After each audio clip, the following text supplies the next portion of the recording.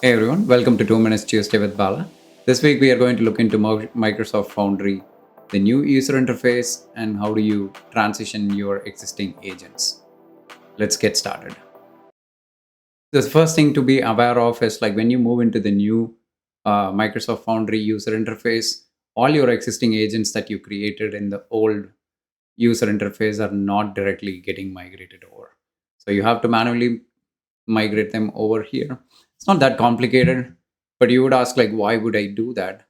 So there are some new features that are being added, and that's the reason you're not able to directly get that plugged in here. If you go into the build, on the left, you can see we didn't do a video around the Barista agent. How do we get created? So if I navigate into the Barista agent, I just copied over the instructions here, chose whatever model I need. And then you can see there are a few things that are new. Specifically, if you look into the tools area, this is something we did not have in the old user interface, something new with the new user interface, which helps you connect to the MCP tools.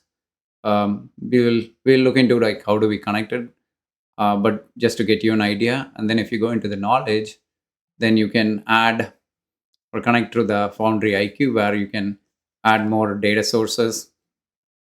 And you also see the option of setting up data sources via tools. So if you look into the memory, so there are options to do all the memory stores, or you can even create a memory store so that way it can keep your context to personalize the results from your existing conversation. Third piece is the guardrails. You can manage the guardrails here. You can either create a new guardrail where you're saying there are certain things like if there is any self-harm or anything, like don't respond to those things. And if you have brand identity, you want to stick to those brand guidelines and those kind of guardrails you can create. So those are the three new options. All these new tools are only available in the new user interface. If you move back to the old interface, you don't get all these options except one or two. So that's all for this week. We will look further into these in upcoming episodes. Thanks again for watching. I'll see you again next week. Thank you.